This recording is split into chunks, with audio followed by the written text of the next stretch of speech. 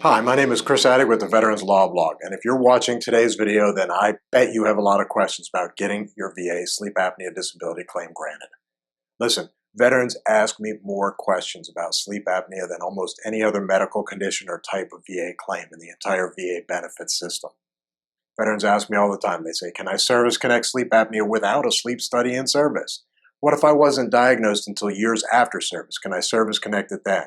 Or can Agent Orange cause sleep apnea, or more specifically, exposure to Agent Orange? What about post-traumatic stress disorder? How do I appeal the VA's denial of my sleep apnea? I get so many questions that a couple of years ago, I began to do a lot of research into sleep apnea. First of all, to find out what's going on with sleep apnea and why it's having such a big impact in the veterans community. And then second of all, I did a lot of research to figure out how best to service connect sleep apnea in your VA claims and appeals.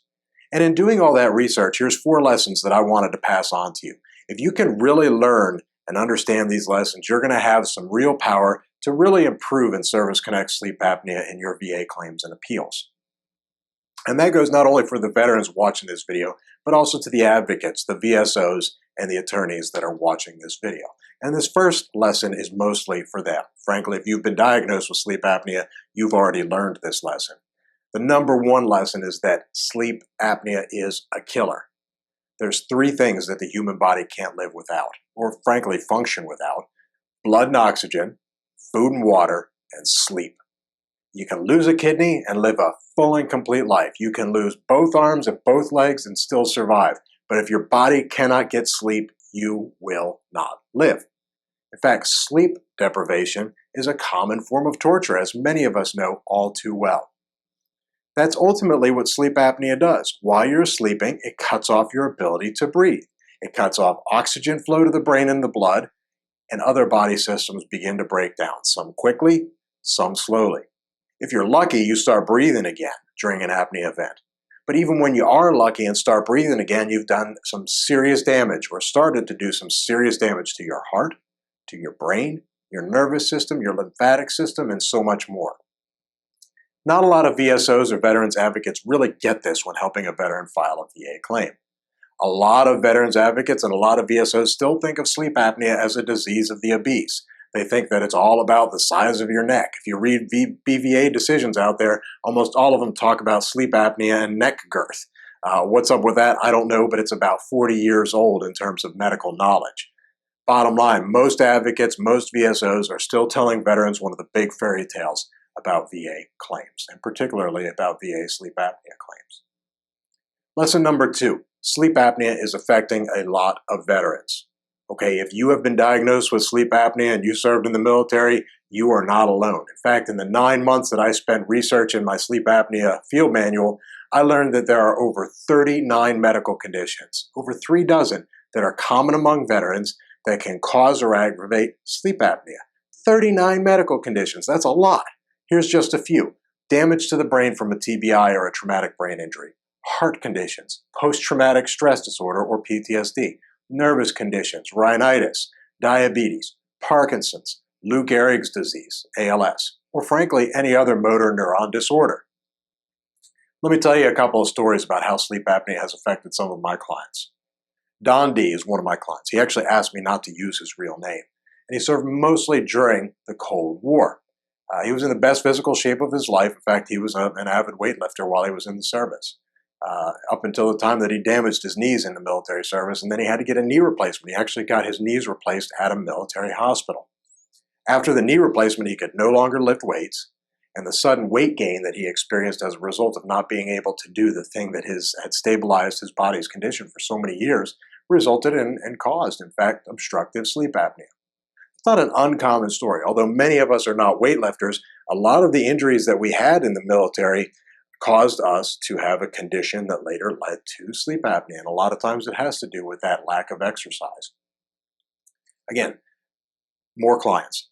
Several of them served in Desert Storm, Desert Shield, OIF, OEF, and many of those clients have had what we now call TBI, or traumatic brain injuries. It's some sort of a jolt or damage to what we used to call in the Army the brain housing group.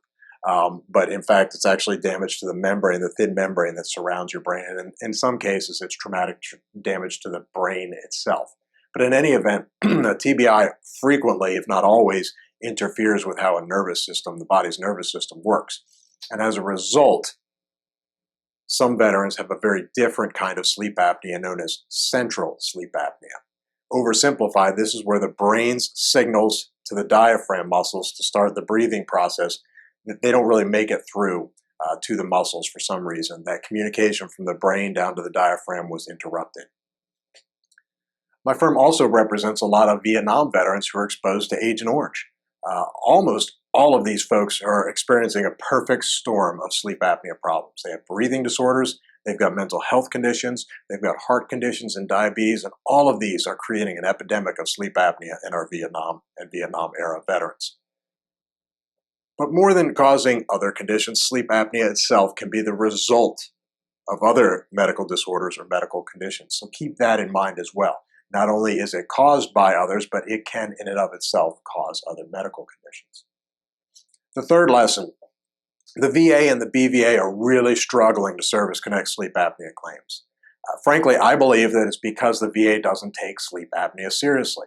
I think that far too many raters and far too many DROs and far too many BVA judges think of sleep apnea as, quote, made-up medicine. Perhaps they'll have to spend a night with somebody that suffers from OSA, hear the suffocating snoring, experience the fear that the person will stop breathing altogether before they start taking seriously these claims for sleep apnea. Or perhaps when they realize that sleep apnea is going to be as big an issue for our current generation of veterans as Agent Orange-related conditions are to Vietnam veterans, then they'll take it seriously. But either way, veterans have an uphill fight to get their sleep apnea service connected. Here's a shocking statistic. Between April of 2013 and April of 2014, the Board of Veterans' Appeals, the first level of the administrative appeal process, denied 76% of veterans' sleep apnea appeals. That's 3 out of 4. 3 out of every 4 of you that suffer from sleep apnea that's related to your military service are going to see your claim or appeal denied unless you learn how to take back the power in your claim and prove your sleep apnea claim the right way the first time. So lesson number 4, more veterans should be able to service connect sleep apnea. In all the time that I spent researching veterans and sleep apnea and the implications between the two, I talked to doctors, I talked to sleep apnea experts, I talked to pulmonologists and cardiologists. I read hundreds of board appeal decisions and court cases. I talked to hundreds of veterans and studied dozens of C-files to see where they went wrong in their VA sleep apnea claims.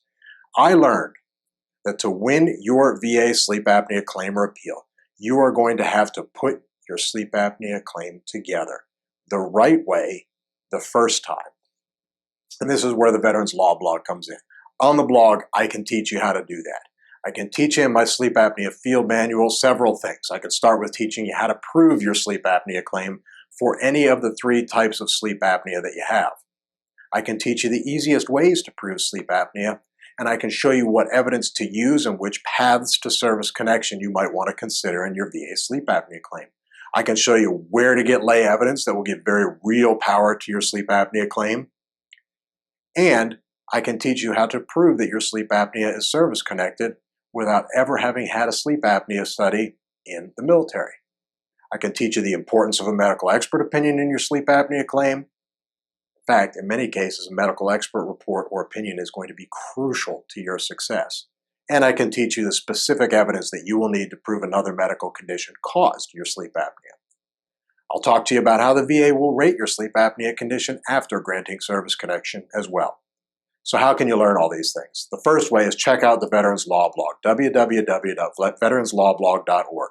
There's over 1,000 posts on the Veterans Law blog with detailed, in-depth information to help you improve your VA claim or appeal. Not just sleep apnea, but almost every topic in VA law. I can't put everything into one post, so I wrote the blog. And we've got over 7 to 8 years worth of posts. I started doing this in 2007, and over 1,000 posts of information that are available on the blog.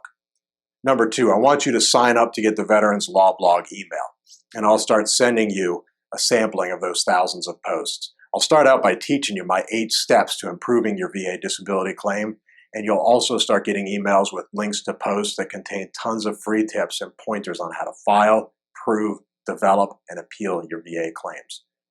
From an attorney accredited by the VA, that's helped thousands of veterans get out of the VA hamster wheel over the past 7 to 8 years. The third thing I want you to do is I want you to check out and compare my Veterans Law field manuals and training videos. These books and videos have helped countless veterans to get out, and in some cases just to stay out of the VA hamster wheel. And lastly, I want you to take a look at the sleep apnea field manual. Using the links that are coming up on the screen now, you can buy the individual manual as an ebook, or you can purchase it as part of a package of ebooks that will all work together to help you learn how to improve your whole VA claim or appeal. None of those books, not this video, not the blog, the books, the videos, none of that stuff is a substitute for good legal advice from an accredited VA attorney. So if you get in over your head, talk to an accredited VA attorney. But these books, these videos, the blog are all meant to be educational in nature, to start educating you about the things that I see a lot more frequently in the VA claims process than you do, and to start educating you about how you can improve your own VA sleep apnea disability claims and appeals. Thanks for spending some time with me. Looking forward to seeing you next time on the Veterans Law blog. Feel free to shoot me a line if you have any questions about any things or issues that you're seeing in your cases or in your VA claims or appeals. Until then, take care.